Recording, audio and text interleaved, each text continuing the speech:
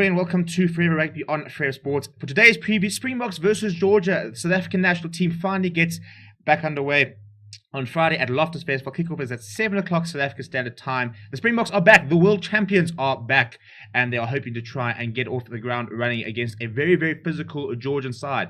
And it's a little over about, a month before you can start seeing, it's July. So we're in the month before we will see the test series against the British and Irish Lions. The first test is scheduled for the 24th of July, then the 31st, and then the 7th. So still got a little bit of time for the Springboks to really get up to speed, but they will only have 2 matches against Georgia to do that. And you look at the lineup, a bit of a mixture of some experience, as well as some new faces, as well as a couple of players who maybe haven't played a lot of rugby recently. I think it's a very nicely balanced side, and I think that Jacques Nienaber's got the balance in terms of having to play some players into form and stuff like that. Perfect into this side. For the Georgians, a very, very big pack. They'll be weighing in at close to 900 kgs when it comes to scrum time. Also a very young side. The average age is sitting at around 22.7 years old for the starting lineup. A bit more experience coming off the bench. Also a teenager starting at the back for Georgia. So quite a lot of exciting things to look out for the Georgians. They really are a country on the rise. A bit like Japan that we saw many years ago, so weren't really in and around them and then started improving. The Georgians are a little bit like that. They're very good up front. And they've got some good players and some nice little youngsters coming through. And I think what's quite exciting is that this is sort of a bit of a goal, not really a golden generation, but this is a sort of a second coming for the Georgians when it comes to rugby. And the fact that they've gone with such a young side against the world champions means that they're looking to build for the future. I mean, if you're looking at an average age of 22.7, that means by the time you get to the next World Cup 2023, that kind of average age can be sort of close to sort of 25, 26, which means you've got a lot of players reaching their sort of peak or coming into their prime. And that's kind of what you need to do. That's what Franco Smith was trying to do with Italy. Try and play a young side, which might not be competitive now, but given their experience, give them 2 or 3 years to sort of mold together, and they can hopefully become quite a good side. And I think that's kind of what the similar thing with the Georgian project. So it should be quite an interesting game. Obviously, you're expecting the Springboks to be favourites. It will be a big upset if they were to go down against Georgia. I don't think we'll have too many issues. But before we look at the team themselves, please do smash a like on the video, subscribe to the channel as well. We are pushing for 2,000 subscribers. We are less than 150 away, so please do become part of that journey. We'll be live for this game as well as the Curry Cup tomorrow afternoon. It's Griquas versus Pumas, and of course, we'll be live for the Lions versus the Lions. A preview coming up for that. Tonight we'll be live for a live preview of that in the fan forum tonight, and then we'll be covering it all over the weekend. So lots of exciting content coming to your screens and devices. But if you look at the squad for South Africa, and it's an interesting side that Jacques Nienaber has said. 2 debuts on the starting lineup, as well as a debutant off the bench for the Boks. So if you're looking up front, Oxenchair, 3 years since his last game, he played against Wales in Washington 3 years ago in 2018, where the Springboks lost. But he's played himself back into the Springbok squad, and he gets a start here. He'll be up against 117 kg Georgi Melekidze, so he should have quite an interesting scrum battle up in the game there. And Bongi Manambi continues to start. He started in the World Cup final. Malcolm Mox come off the bench. I mean, probably the 2 of the best hooker combinations in the world rugby. To be able to bring on Malcolm Mox off the bench is an incredible display of depth. Trevor Nyakane gets a start. Was obviously injured during the 2019 Rugby World Cup, so he'll be hoping to try and stay fit and really try and make an impact here.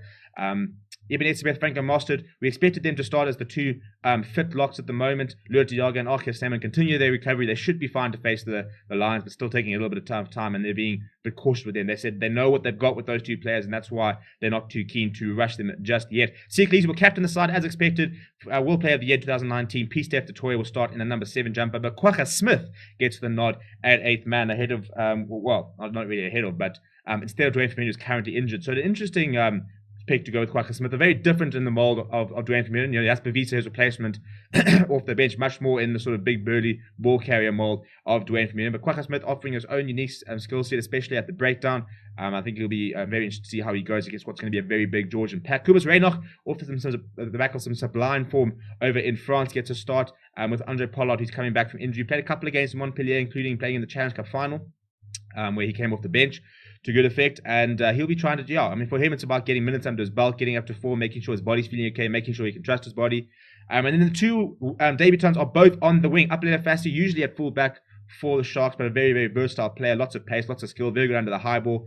He'll be starting the number 11 jersey. Roscoe Speckman, the former Blitzboks World Player of the Year up in the 7th circuit, will get his first chance at Test Rugby in the number 14 jersey. It's been very exciting for the Bulls, then the Cheetahs, and then on loan for the Stormers as well. The two centres, France Steyn, will be preparing for a second line tour. The two-time World Cup winner will start at inside centre. Jesse Creel gets the nod at outside centre. Nola Kanyuam, Umakazolo Mapimpi this weekend. They have both been ruled out as a result of them isolating, having come into contact with a COVID-19 case.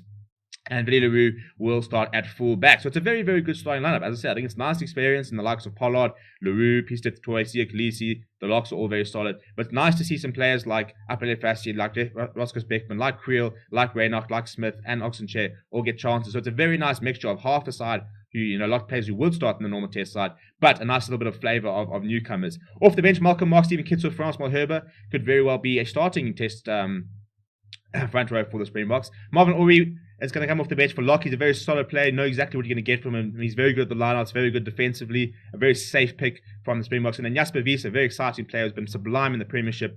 He sort of played his way into the Springbok side on sheer form. So he'll get a chance to get a debut tomorrow night. And then Alton Yankees, Herschel Yankees will be the halfback combination coming off the bench. I reckon we could very well see Alton Yankees coming on for France Steyn and Andre Pollard shifting to inside centre there. I don't think France Steyn probably will play the full 80 minutes. Then Damien Williamson covers the rest of the park. So nice depth there as well. So I think it's a very good side. I think it's exciting to see Alton Yankees coming off the bench with Herschel. I think those two will be quite good together. I think we haven't seen them enough together. And I'm also interested to see if Pollard does go to inside centre, and what should be quite an interesting combination, because, we previously have gone with a 6-2 split, and talk about the bomb squad. We're interested to see if they do that this week during the Lions tour. But if they don't do that, I definitely think that Alton Yankees coming off the bench with Andre Pollard shifting to inside centre sometimes, I'm not to say that Damien Dillon shouldn't be playing full 80 minutes, because he should, but just in terms of being able to bring more playmakers, a bit of creativity, if you are chasing a game, it could be quite an interesting idea to sort of play with. It should be quite interesting to see what we have tomorrow for the Georgians. Some very big players and some very exciting players. And full disclosure, apologies for the pronunciation of the name. We are learning. Hopefully it'll be a little bit better by the time we get to the weekend. But pretty much every single player starting and finishing with a Z. So if we look at the front row, starting up front, it's Guram Gogashashvili, 22 years old, 1.83, 118 kg prop from Racing Metro. He's got 21 international caps, a very experienced player for his age. He made his top 14 debut at just 20 years old. At the hooker position, we've got Java Brigvadza, 34 years old, very experienced player, 65 international caps, 1.81, 102 kgs. And in the tight head, the man that Oxenchair has to deal with is Georgi Milikidze, 25 years old, 117 kgs, plays rugby for Stade Francais. He's got 27 international caps as well. So, it's quite an experienced front row, almost 100 caps between them. Despite the, for example, Gogachashvili still being quite a young player, but all of them Pro 14 experience. Bragwadza also got Premiership experience. The two locks, some very, very big locks here. We've got David Gagawi, he's 27 years old, he's 120 kgs, and he's partnered with Konstantin Mikatadze, who's 29 years old and 127 kgs. So, we've got 247 kgs just in the back row for the Georgians, and that'll offer their front row a lot of power in behind. The loose trio, Georgi Tsutsagevidze, he's 24 years old. Then we've got Beka Sajanitsa, 22 years old as well, and Tornik Jalagonia, who's 22. If you look at the weights of those loose forwards, 104 kgs, 103 kgs, 105 kgs. Sajanitsa is a very nice player to watch. He's just recently signed for Lyon. Very nice, exciting youngster. So he'd be a name I'd recommend you keep your eye out for that jersey. I think he should be quite exciting prospect.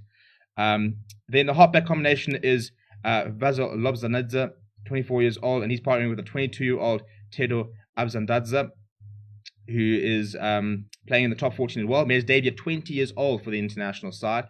And then in the wings, we've got Demo Tabladze, 21 years old, plays for the Leo Saracens back in Georgia. He's got two international caps, so he's the most inexperienced player in the starting lineup.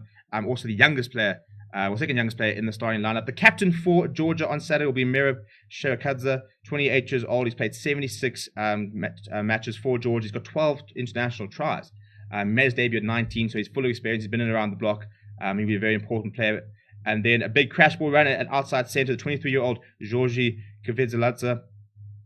Plays for rugby in the Premiership for Gloucester, actually, at outside centre. He's got 16 international caps. 33 international caps. And he'll also be another one to watch. On the other wing, you've got Akadi Tabadatsa, 23 years old. And then the big one, I think that somebody is really worth watching, is 18-year-old David Ninashvili, who, as I said, 18 years old, teenager, will be turning 19 in July. He's already played 5 games for Georgia. He's recently been signed for Leon and will be playing in the top 14. So he's a very, very exciting player to look out for. And I think Georgia, I mean, when they were sort of picking the team, they said they want to start playing for the future. And he's somebody that they want to start integrating a lot more because they really do rate him a lot. Off the bench, quite an old bench in comparison to the starting lineup. The hooker there, we've got Georgi Shukadze, who's 30 years old, 106 kgs, made 16 caps. And then the other 2 props are Nika Katiashvili, as well as Luka Jabaridze, who's actually on debut, the 22-year-old top 14 player there in the number 18 jersey. Then we've got Nuda Shishvili, who's 30 years old, Georgi Chakavia, who's 24 years old as well, 150 kg, 118 kg, those 2 players. So, I mean, yeah, going with a 6-2 split are the Georgians with 2 very heavy locks that will come on for the second half. Then 21, Ilya Spandarashvili, 23 years old, also over 100 kgs. Not a single Georgian forward is under 100 kgs. So they really are going to pack quite a big punch. And then their 2 sort of back replacements are Gila Aparidze, who's 23 years old, and then Georgi Babunashvili, who's 25 years old. Only played 2 caps, so not too much experience off the bench in terms of caps. Chashvili is the most experienced player, 30 years old, and bringing on 30 caps off the bench. But apart from that, you've got 16 caps, 4 caps, 5 caps, a debut player as well. So it's an interesting Georgian side. I think, as I said, a lot of players on debut. I mean, well, 1 player on debut, but a lot of players sort of typical for ones for the future and ones to look out for the future. So, I mean, for South Africans who don't get to watch the Georgians and only sort of read about them, it'll be a nice opportunity to see some of these players. We see a lot of their juniors play because a lot of their SA under 20 spend a lot of time coming to South Africa and playing in series down here. So I think it should be quite an interesting game to watch. But yeah, I mean, I think the Springboks will probably be looking for probably a 10 to 15 point win, which is on the conservative side. But I think sometimes it does take a while after a team who hasn't played together for a long time to sort of hit your straps and be able to get up to speed immediately. I'd like to see the Springboks win by sort of 20 points plus. But at the end of the day, it's probably a game where performance is more important. Performance as well as injuries. We know. Let